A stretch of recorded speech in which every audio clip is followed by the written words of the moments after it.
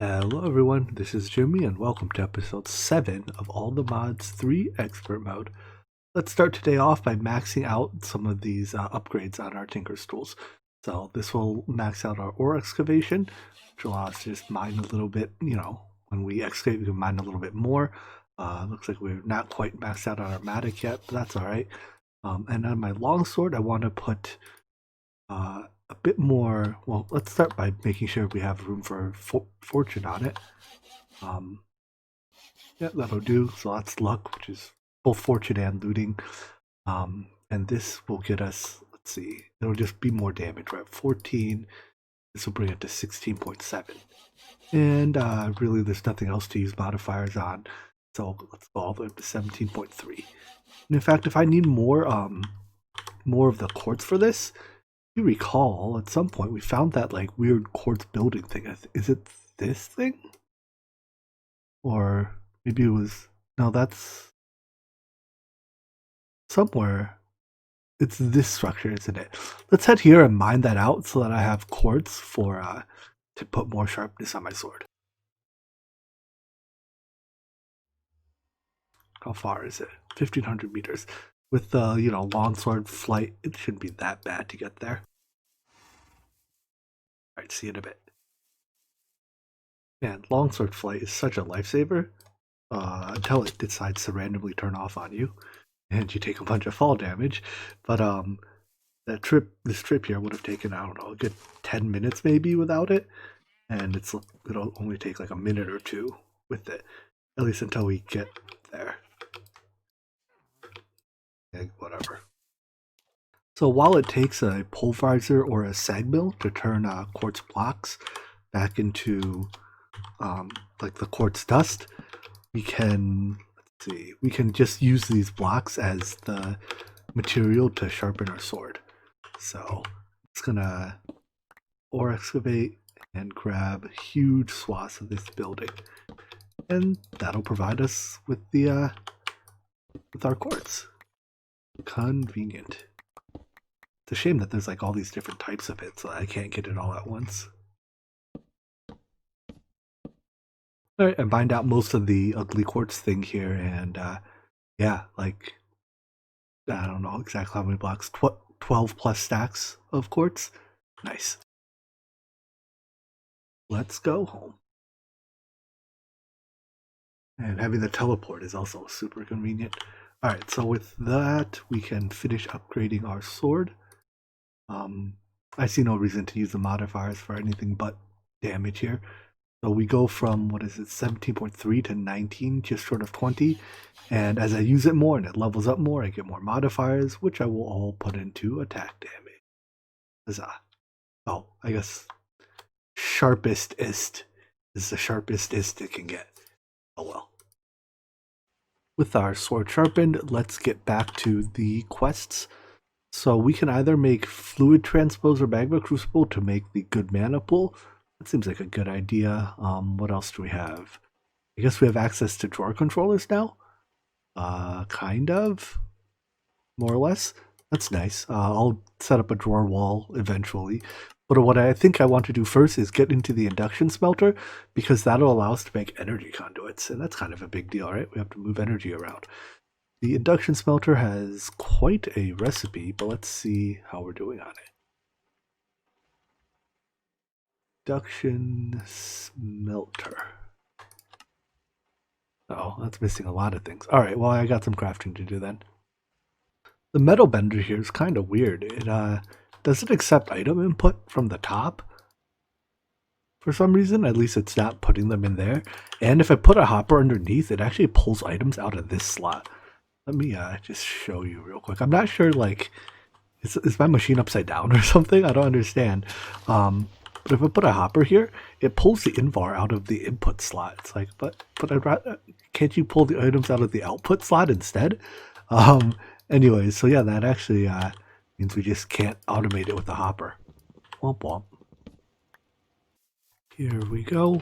Once we get these alloy tanks, we should be able to make an induction smelter. So the induction smelter can be used both to make alloys and more. Right now we need it to make hardened glass. So Let's see, I have to get my wrench, point the generator at the machine, and give it some water to start it up.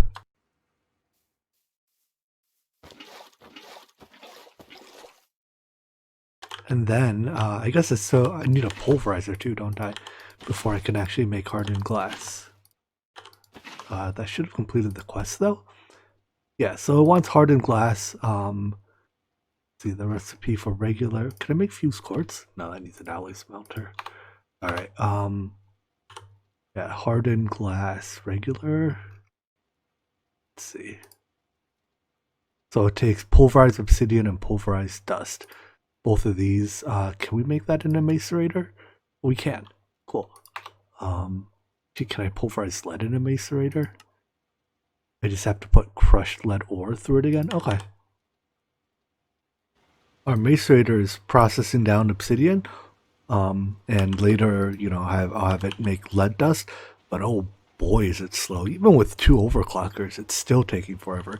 And I can't really put more in because we don't have enough power production. So let's actually take a second to improve our power production of EU power. Now, one small problem though is that there's not that many EU generators. So we can burn liquid fuel, slag. I'm not even sure. What exactly does this burn? Generator, recycle. I don't know. But what I'm planning on making, well, our options are nuclear, right? Industrial craft has nuclear fuels. I don't actually even know how to browse it directly. But I think I'm going to try to do wind. Industrial craft has windmills. So windmills, the recipe is very easy, which is why I went for it. But they work differently in like every version of industrial craft, and I have no clue how it works in this specific implementation.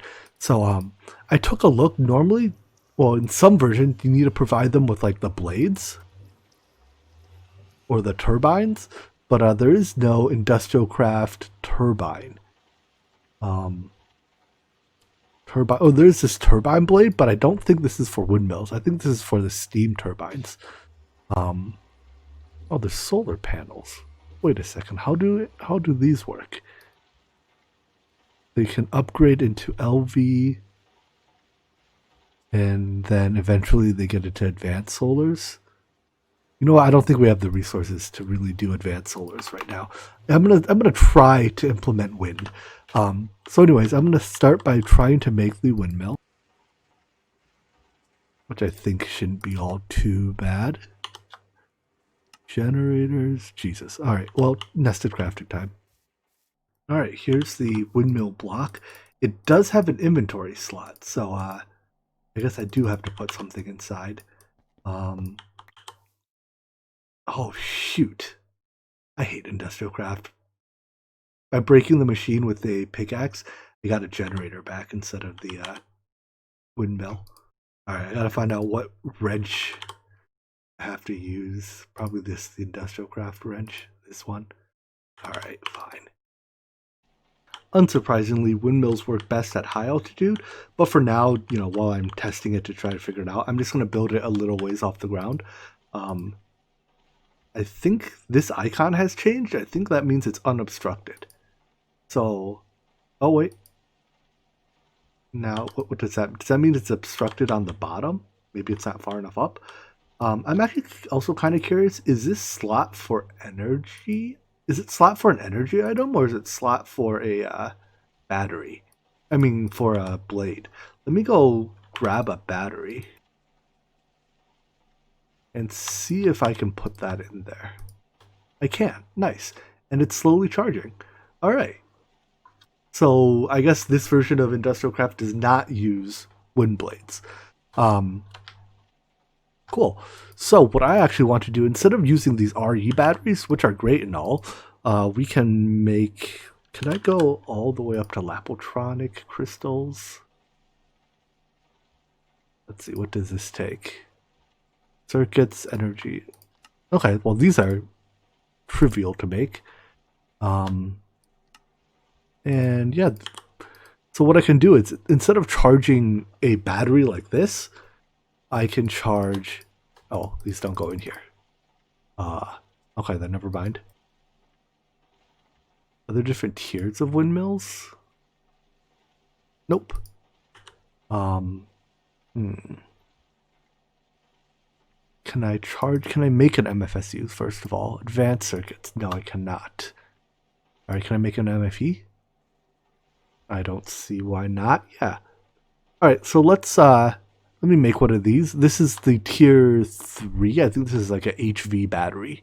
Or a HV equivalent to the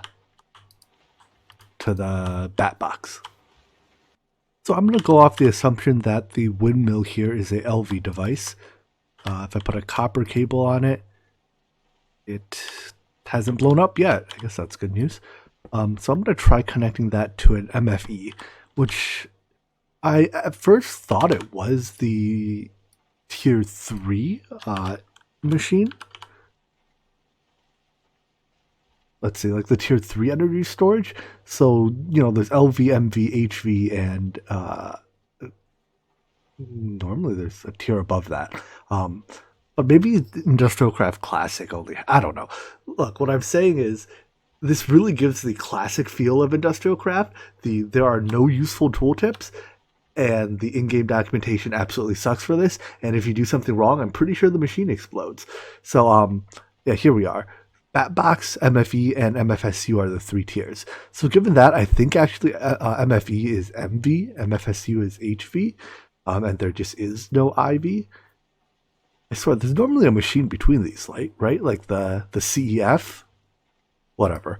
My plan is if I put this here, hasn't exploded, that's good, and it's charging, and I can't put Lapotron crystals in there, but I can put what are these called? Energy crystals, maybe? Let's see, can I put an energy crystal in there? I can, cool. And then when this energy crystal is fully charged, I can use some type of item transportation to move it from that MFE to, I guess I don't want to connect it directly to the bat box, right? Because the bat box is only MV or is LV. So what I need is a MV transformer or a LV transformer. This part also gets me adjustable transformer. Give me the most basic transformer. And I think if I put you, let's move some machines so I have room here. So I believe the way this works is that the LV transformer takes energy in on the 3 dot side, and it's energy out on each of the 1 dot sides. I don't know how to switch it from like step up to step down. Maybe that's why there's so many different transformers though. Right, there's LV, MV, HV, IV. I don't even know. But I'm hoping anyways that I can put my MFE here, wrench U so that, whoopsies, wrench U, shift right click so that the dot faces there. And if I grab my partially charged Lapotron crystal, there's a bit of power in there. Did I put it in my bobble slot? Weird. Anyways, and put this here, bottom slot. It'll discharge into the MFE, which will power the transformer. And I think that's working. How do I test that?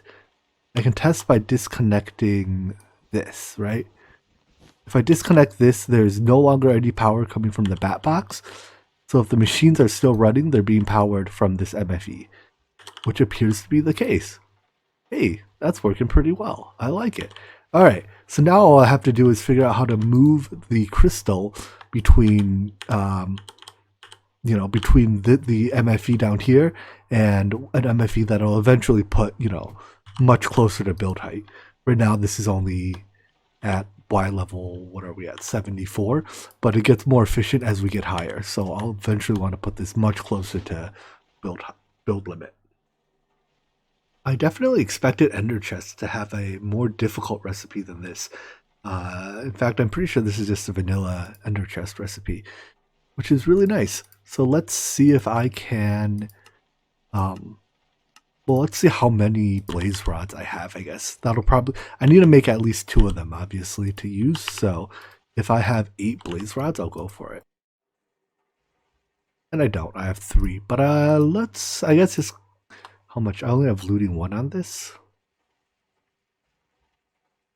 And I probably don't have any lapis left, do I? Alright, let's make a trip to the nether and see if I can farm up some blazes. Thankfully, there's a nether fortress pretty close to our portal. So I should just be able to fly there, and then I'll probably build up to here and hopefully find a blaze spawner with any luck.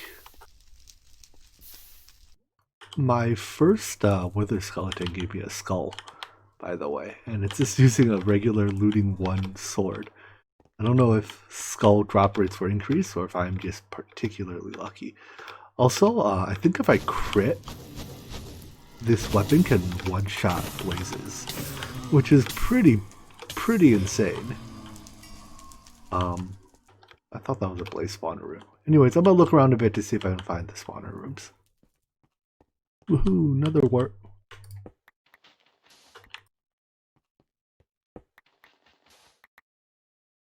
And here it is, the blaze spawner. I think I'm just gonna farm it for a little bit here, and I'll mark it to come back later.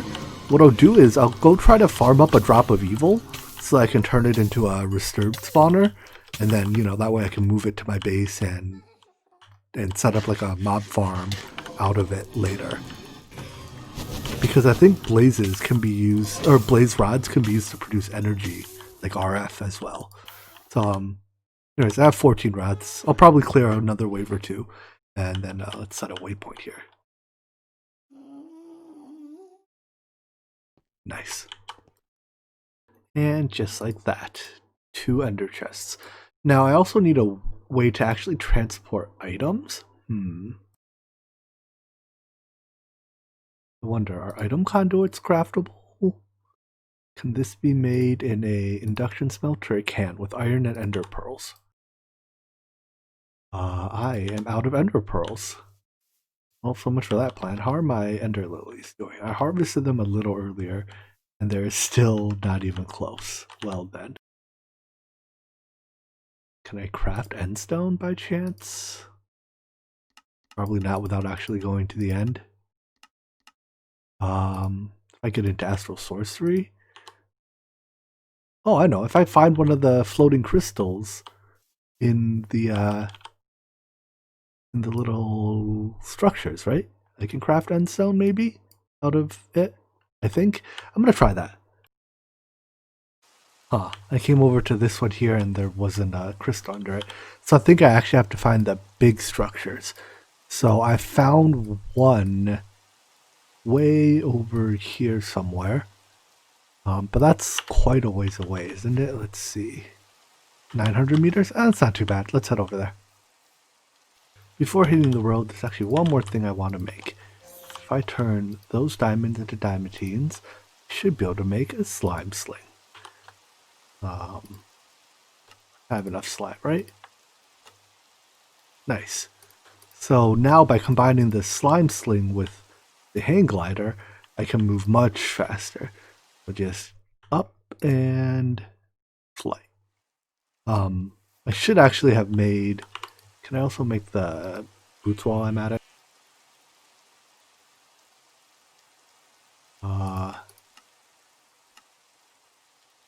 Maybe? Slime boots compared to regular boots provide no armor, or maybe very little armor, but they also completely negate fall damage, right? So right now if I do this, I take a fair chunk of fall damage, but I can... With this, I bounce. Whee! Anyways, now by combining all that with the glider, you can move very quickly to there. So you just bounce up, glide over. And just once you're in the air, if I put this in my offhand, this is even easier to use.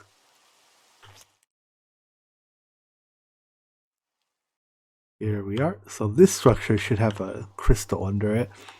I think what you normally want to do is you want to expose the crystal to starlight or to the night sky, or at least the sky in general. Let's do that. I think I may have overlooked something. Normally, you can use starlight to like transmute sandstone into endstone, but I think you actually need to make a linking tool to link the crystal to the sandstone, don't you? So that's not going to work. Oh, it's also not exposed to the sky yet. Let me expose it completely to the sky so I'm 100% sure. But yeah, I think you can use the crystal as is to craft, like to power a starlight crafting table. But to use it to transmute, you do actually need the linking tool, because I don't. There's no actual light beam shining from the sand or from the crystal to the sandstone. Well, that's a bust. So it looks like we won't be able to make endstone this way for now. Oh well. I'd say I'll go hunt Enderman while it's nighttime, but it's also raining. So there's, all the Endermen are teleporting all over the place, and I doubt I'll be able to find much. Let's just head back to our base and I'll figure something else out. Alright, let's try plan B. Oh, that's a lot of energy. Let's try it anyways. I'm going to have to make a phytogenic insulator and fluxed phytogrow, which I think I can just craft. Yeah, I should be able to. Do I have saltpeter or niter? I have regular salt.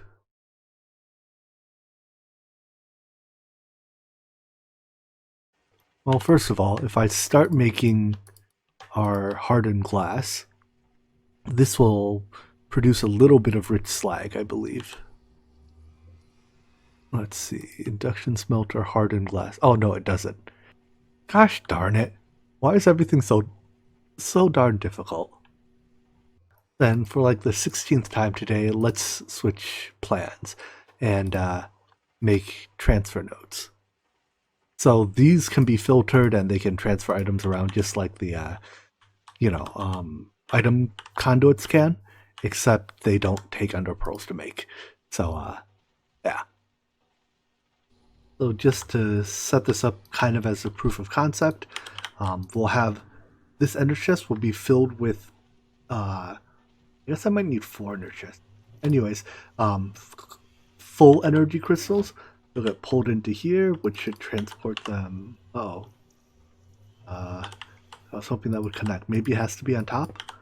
Try on top. Okay, cool. So in that case, I suspect it's input top. It should go into this slot.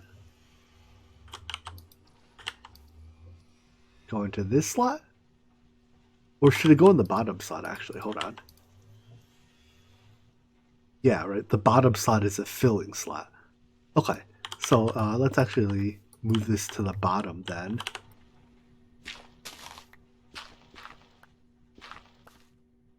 So put this in the chest. I should get pulled out and placed in there. Nice. And then when that's empty, I expect I should be able to do this. And when it's empty, I hope it goes into this slot. Or at least that it becomes extractable.